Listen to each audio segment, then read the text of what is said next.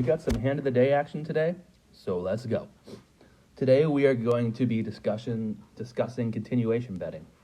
For those of you that don't know what continuation betting is, it's when you raise with two large cards that aren't paired and you miss the flop. Like if you raise with ace king and you miss the flop, which is going to be the example that we're going with today. Also wanted to point out, and you might want to take a note of this, there are 7 continuation bet factors that go into the equation of when you should be continuation betting, and they are in this order: number of players, board texture, stack size, your equity in the hand, your position, your opponent's range, your opponent's skill level, and your perceived image at the table. All right, so let's get into this hand. We are in the small blind with ace-king suited. The button raises, makes the minimum raise on the straddle to $8. Once again, we're playing against a familiar player pool. It's 20 to 30 of the same players that we play with 3 to 4 times weekly. So we have a pretty good read on most of these players, and they're somewhat aware of what we're up to. This particular opponent, Suhas, me and him don't really get along. He's kind of a douche. He says a lot of things he shouldn't say in the middle of hands, kind of towing the line and breaking the rules, and I really don't appreciate that. So we've kind of exchanged words more than once. And yeah, he also thinks that every time I make a big bet, I have the nuts, which is true a good majority of the time, but I'm capable of making some moves too, and he may find out the hard way in this hand that that's the case. So yeah, his raise on the button looks pretty weak. It's, typically when he raises with a strong hand, it's more than twice the blinds. It's usually 4 to 5 times the blinds, so we can assume that this is a pretty weak hand that he's raising with.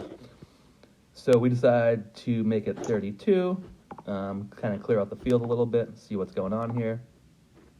Suhas is a little stubborn when it comes to pre-flop folding, so he's going to call this raise the majority of the time, which is fine. And we're off to a flop, which is 9 high. So getting back to the c-bet factors, I'd say 2-3 years ago when I had ace-king and I missed the flop, I really didn't have a game plan on how to proceed, but I've learned some tricks that kind of help structure when it's a good time to bluff with ace-king when you miss and when not. And one thing for sure is you need some backdoor equity. So in this hand, we have the backdoor nut flush draw.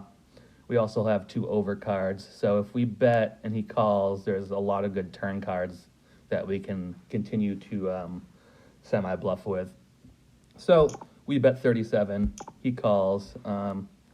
Yeah, it's probably going to, if he has a pair, it's going to take more than one bet to shake him. So we're not quite sure where we stand in this hand yet. We can assume that he probably has, like, at least middle pair. But he could have a hand like Jack 10, maybe even 2 overs. He calls. Now the turn is a really good card for us. 4 of hearts. Now we have the nut flush draw. We've already taken the action in the hand. We've been the aggressor on all the streets. And as we previously mentioned, Suhas, for some reason, thinks we're like tighter than we are. So all those factor into the equation. I think it's time to bet. And this time we actually bet a little more than half pot, which I don't know.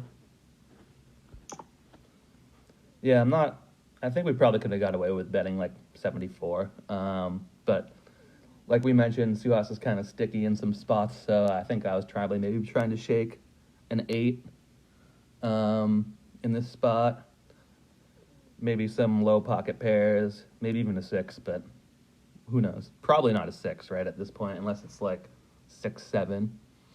But he calls again. Now we're off to a river. We'd love to see a heart, but we don't get one. And at this point, if we've gotten to this river and we miss, we're allowed to fire that third barrel, just because we're not always continuation bluffing or continuation bet bluffing, right? We're only doing it if we have some sort of equity on the flop. So our equity on the flop is that backdoor flush draw. Now, if that 9 wasn't a heart, we're not continuation betting. So it really kind of mixes up our play here. It allows us to not be transparent in our opponent's eyes, right? They're like, if you never c-bet with ace-king or you always c-bet with ace-king, then your opponents will know that and be able to adjust against you. But if you're continuation betting with c-king, ace-king, only a portion of the time, and that portion of the time is pretty random, at least from their point of view, then most of the time when I show up at this river and I'm betting, I have an overpair. But in this particular case, it's a rare instance I don't. So, that's what I'm going to be representing, an overpair, because that's the story I've been telling all the way through. And like we said, Suhas is probably more likely than most to call in this spot, just because, he's more likely to fold in this spot because he's already mentioned multiple times that he thinks every time I make a large bet, I have the nuts. So if I make a large bet, maybe he'll think I'll have the nuts. That's what I do. He goes in the tank for a little while, ends up folding. He didn't show us his cards, but he said he had a pair and a straight draw. So we can assume like 7-8 or 7-9 suited seems most likely.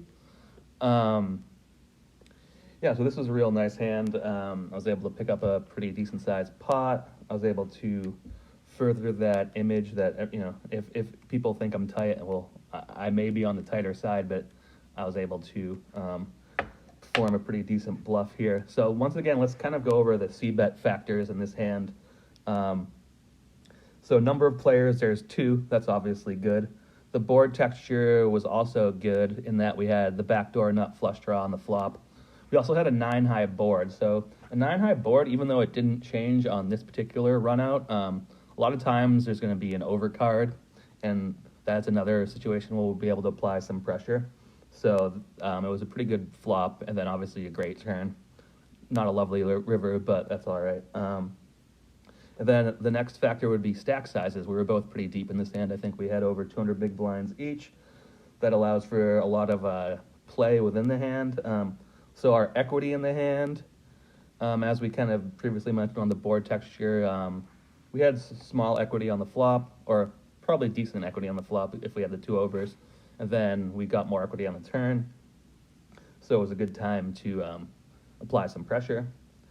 Our position in the hand, we were out of position in this hand, so that isn't ideal, but that's number 5 on the list, and so far the rest of the factors have been in our favor.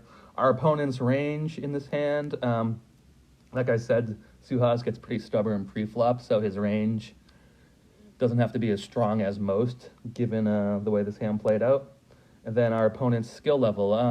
Suhas is decent. I guess he is one of the better players in this player pool, but which actually is a good thing in this hand, because we want someone competent enough to fold when they think they're beat, right? Which he is, and he also has expressed on many occasions that he thinks I'm super tight, so I can take advantage of that image as well. And then, obviously, the biggest factor is your image, coupled with all these, the continuation bet factors, and our image was great to pull off that particular play. So I hope you like this video. Please